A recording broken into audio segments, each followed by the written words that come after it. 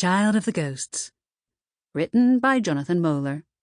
Narrated by Hollis Mccarthy. Chapter 1. The Ancient Scroll. Caina loved her father's library. It had high windows with a fine view of the town and rippling bay of empire beyond.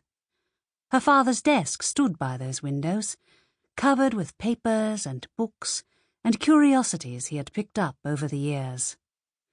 Count Sebastian Amalas worked there in the evenings, writing and sealing letters with his heavy gold signet ring. Caina liked to sit on the nearby couch, reading as he wrote. He had taught her to read when she was 3 or 4 years old, first in the High Nighmarian tongue, as befit the daughter of an imperial count, then in Carish, the commoner's language, and then in the tongues of the Eastern Empire, Sedaic, Dizali, Kagarish, Sarican, and Anshani. His library held books in all those languages and more, and Caina devoured them, working her way through his oak shelves over and over again, reading new books as her father bought them from printers in the imperial capital. Sometimes she spent all day in the library, and old Uzziah, the cook, brought her meals, and Caina read as she ate.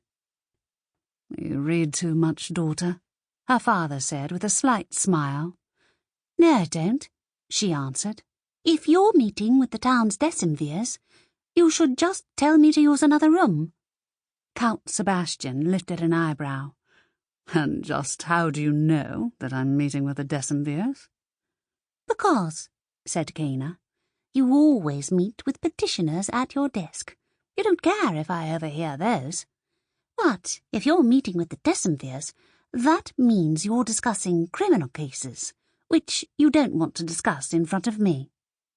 She stood from the couch. "I'll go read in the solar." Sebastian laughed, leaned down, kissed her forehead. "Why do I even try to keep secrets from you, my clever child?" Caina smiled, picked up her book, and left the library, her skirts whispering against the polished marble floors of the villa's corridors. Busts of long-dead emperors stood in niches, gazing down with stern marble eyes. Sebastian was a loyalist, and so he had busts of emperors like Soterius, who had ended slavery in the empire, or Helioran, who had forced the Magi to abide by imperial law. Caina had read about them in her father's books. Sample complete. Ready to continue?